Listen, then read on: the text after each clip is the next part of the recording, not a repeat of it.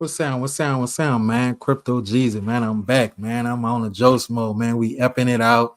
I don't know if y'all caught the first I don't know how many I dropped. I think I've dropped by like four so far. Four episodes of the the Breezy Chronicles, man. I told you I'll let y'all know how it all started with us, how far back I can remember. And now I'm just about to get it to the end and tell y'all the story. And hopefully by the time all this stuff drop, I can introduce y'all and let y'all hear from the man himself. Man, we working that out as we speak. But I think the last thing I left off on was I was telling y'all how we survived Katrina and how we made it to Atlanta and what happened all in that, man. So when we got to Atlanta, it was a new way of living for us. I've been to Atlanta before, but I was younger. But now I'm, as an older adult, I'm seeing Atlanta in a different perspective. You dig? We getting out there, you know what I'm saying? When we came out there, we had a truck. I don't want to say the name of it. It was a truck we stole. Within uh not even a week, bro. We had our own cars. I ain't gonna lie, bro. I gotta give it to him, bro. And I ain't taking away the hustle from me. But when it come to that boy, brother, aka Breezy, anybody tell you that bitch is a hustler. I gotta give it to him, though. He gonna find a way to make a dollar, bro. And if y'all know his story or y'all checked out his story, y'all know I ain't lying because he climbed he climbed the reins of that city and made it where he became one of the people to talk about when he did his thing in them streets. But anyway, yeah, we had made it to Atlanta, bro. They was labeling us refugees, and you know, they just like we was like we just came from a whole nother country. You know what I'm saying? But everybody said New Orleans, their own little city inside the city. But uh, yeah, we went there, and I ain't gonna lie to people. Once they see the Louisiana tag, because the car we had, they was giving us money, and I don't know how we had a line. We'll pull up on some people and like, excuse me, where is this at? We from New Orleans and we just came from the hurricane. We trying to find, man. We pulled up at the YMCA and it was this white lady. I don't remember her name, bro. She was hopping into a Benz. You know, we hit the line with her, let her know where it was from. She like, oh, your guys are from New Orleans. Follow me. I'm taking you guys to get something to eat. And we was hungry. I mean, we had money, but we was just trying to figure out where we was gonna go at now. And man, she took us, made sure I forgot. Brother sitting in front of her. Man, I'm talking when he won't go with his move, he gonna go with his move. Man, he done sat in front of her. Hey, he want giving her a sympathy story, talking about he had the lady thinking we was brothers and sisters and that our parents died in a hurricane and all. I said, man, this dude gotta be stopped. I'm talking about when he won't get into act mode, he could do it. I'm talking about he was telling the lady, I'm looking at him like, you little lying bitch. Boy, but when he did this one I knew he took it too far. The lady was sitting in front, she taking it all in. I'm talking about he pouring it on her. And he like the food came, he said, I can't even eat. Man, when that dude did that, I said, boy, me and his chick know him too, the chick we was with. We looked at each other, we had the whole lot of laugh, like this bitch does. He gonna take it. You give him an inch, he going a mile. Not a mile, he going two of them bitches. So yeah, that lady helped us though. I ain't gonna lie, that lady helped us. She paid for our hotel for like a week. Then we find out you get the hotels free. Man, I had hotels, man. Then we started, once we started finding out how to get the money out there, man, you couldn't tell us nothing. Man, we going to the club every night. That's when I told y'all, I wonder what I think I'm taking on my live. Y'all check my lives out every day at 1 p.m. We josing. I was telling how we was riding back from the club and they was playing that do the Laffy Taffy. Man, we couldn't stand that song. We was going out so much, hearing that in the club, then hearing it on the radio. We in that bitch 4 deep. Shake your Laffy Taffy. Man, you wouldn't believe that shit just register. You keep hearing it. I mean, you can't not sing it. It had a nice melody in the tone. Man, but one thing I loved about Atlanta, bro, is I can't take away how the women dance back home because they get to shake their ass. Who gonna knock that? But it's just when they shake their ass, you think your mind go to like, man, I wonder if she like that in the bed. Like I be one thing I can say about them girls in Atlanta, them girls party like rock star. Like they just have a good. It wasn't no shaking their ass. They just I think they had to do it, do it, do it, do it, do it. They just really like, you know what I'm saying? They have a party. You know what I'm saying? Our girls shaking that ass, they twerking, they getting on their head, doing their headstand. Man, you be trying that shit, we on a whole nother level down there. But it was a different way of seeing how people celebrate, how people go out and, have a good time. So that was just new to us.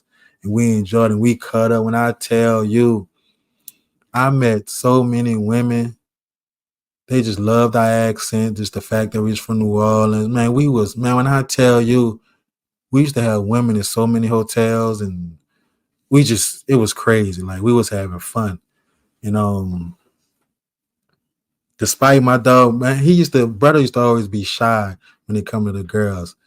Like he could see a girl want him. I used to be so mad, like she want you. And I don't know. I don't know. I think after a while, I don't know. I ain't gonna say that, but he used to be shy. I used to have to push them like, "Are you tripping, man? Better take advantage of it. She like you, man." There's some nice chicks out there had their shit going. And one thing about them girls in ATL, I told y'all, they gonna go work Monday through Friday. See, Friday night, sluts. And that's nice. And I'm saying it, and I'm not saying it in a disrespectful way. I'm saying it in they go handle all their business. But if they won't go get slutted out, have fun and party, you can't knock that. As long as we got people that do that every day and even got their shit together. I respect a woman more if she got her affairs in order, bills and all that out the way. You know what I'm saying? Her own shit, and she say the weekend when I'm off, that some of them could go back to work after they. But I just respect them more when I know they got their affairs and all, and they're gonna have a good time and they won't get slutted out. They won't be hot girls or city girls, whatever y'all want to say.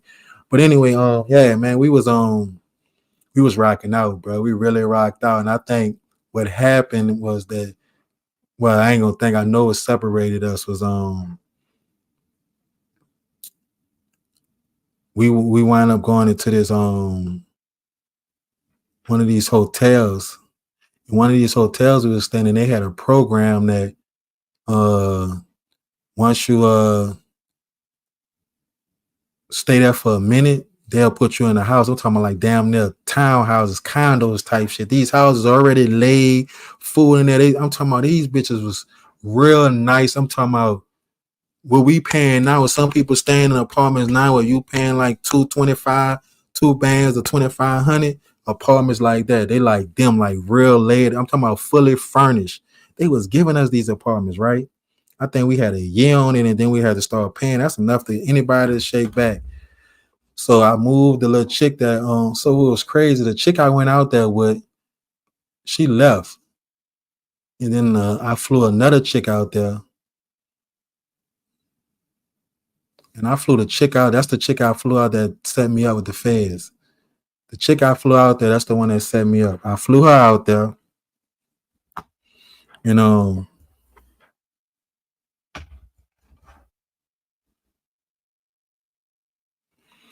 well, I flew her out there and we got to the bag and I let her move into they did the house in her name and set that shit up. I'm talking about I had a nice little house. So I tucked her off in the house. We still staying in the hotels.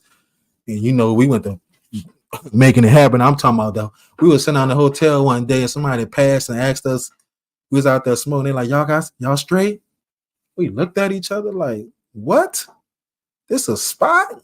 Man, you couldn't tell. Man, we had that bitch lit up so quick. It was on.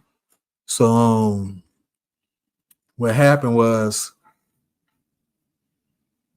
one of the dudes brother brought from New Orleans, he wind up getting into it with a white boy. And we tried to warn. That's when them pills was just taking effect to everybody. X pill. So he done popped the pill and crashed out. He and the white boy. I just didn't understand that. He got into it with the white boy and wind up letting off on the white boy. So before he let off, me and brother done let him know, man, you tripping, because he called us and told us some shit about to go down. We done got right and pulled up on him like, "What's up?" He ended up fussing with he outside fussing with a white boy while the white boy inside. It was crazy. I forgot the white boy owed him some money or something, but the pills had him tripped out. So we like, man, that's your life, man. You tripping. He didn't want to listen to us, so we just walked up because we not about to be no accessories. Anyway, from that happening and the white boy being hit, it got hot in the hotel. So with it being hot in the hotel, the police kept coming, and then next time the police came, they came into the room where we was at. And who was in the room was the one I told y'all, my little shooter. He in the state now in the hat. I'm gonna have an interview with him, and it was me and another and a BB. So it was two of us three of us in there. Just so happened I felt it because I'm like, man, we used to have everything in there. Like, man, go put the Yaz up. We just kept a little something in case the smoker come or something. Man, them bitches come in there. They ain't really catch us with nothing, but they caught us. And I gotta find, if y'all go Google Katrina refugees caught with drugs in the hotel. I think that's what it is. I'm gonna have to find them. Next time I go live or something, I'm gonna have to find that to show y'all Katrina refugees, Katrina drug addicts, because we told them we was on it. That's how I was able to get the probation, and everybody else came home because it was my shit. So I took, I had to take mine. So yeah, it was, I think, Katrina refugees called because we had the news people coming and interview us all in jail and there. I'm talking about my partner Money. He's so I was around some characters. Man, he like, man, I'm gonna cry in front when they come, man. I'm about to make them feel us. Man, the people coming out, we took the interview. We like, fuck, this might get us a bond or something. People might feel, you know what I'm saying, sympathy for us and bond us out. Boy, them people came in there with that camera. Boy, that boy went to say, man, we just trying to make a way. And just went to crying. I said, boy, before we got back, he's out there. And I'm talking about as soon as they left, he wiped his face and, yeah, man, I told you I ain't playing like, I said, this bitch a character. But yeah, we got locked up for that and wound up staying like 2-3 months until we got in front of the judge. I went home first when I got the probation, and then they let them out one by one. And that was that. But when I went in, it was crazy. Like, this is what me and brother fell out at because he didn't move for me like I wanted him to move. Like, I felt he should move. Like, we had a ritual. You remember I told y'all I don't sleep till my dog's on the street. So it was like, what's up? Is you sleep? You know what I'm saying? Is you still I ain't on the streets. And it was like, he wasn't moving like he was supposed to move to me. And that bothered me. Like, I wasn't really cool with that. Like, we got on the phone, we had words, and we just stopped talking, man. And when I came home, like, we ain't talk. Like, I ain't even reach out really, I was hurt behind that. I felt like he just left me in a whole nother state, and he went back to New Orleans, and he went to doing this thing, you know what I'm saying? He went to focusing on him, and I just felt like he didn't see it how I saw it.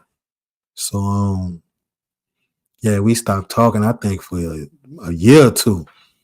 Like, it's crazy. Like, we really, like, I was bothered by that because, you know what I'm saying, you my dog, you know what I'm saying? If it was you, man, I'd have did everything in my power, you know what I'm saying, to show you he didn't move like he moved when we was in New Orleans.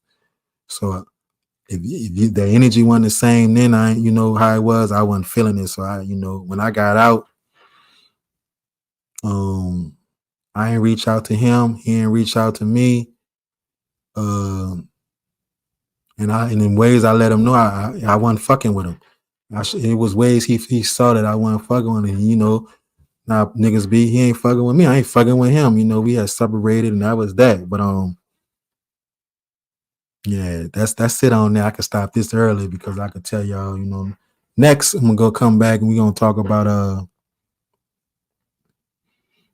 how we rekindled, how everything happened. This right before the feds, the 39ers, the thirsty money, and all that shit there. We're gonna come back and talk about that. So y'all tune in. Thank y'all for listening. Let's talk about it. We did it. You know what I'm saying? I'm dropping these chronicles on you, and I'm telling y'all the name of these other people because then I could tell y'all memories or stories with that. I'm gonna drop the shit.